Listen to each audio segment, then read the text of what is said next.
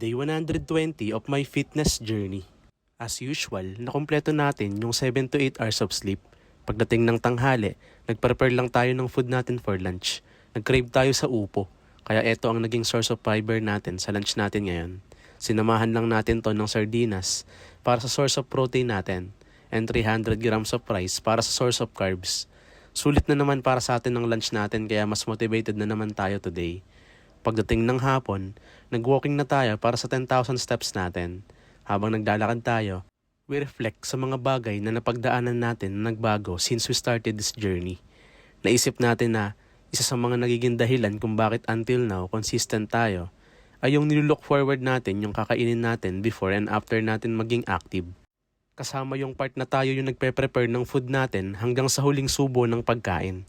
Mas naging conscious kasi tayo ngayon kung ano ang kakainin natin hanggang sa macros ng mga ito.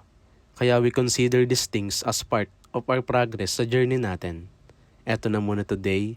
Stay consistent until contented.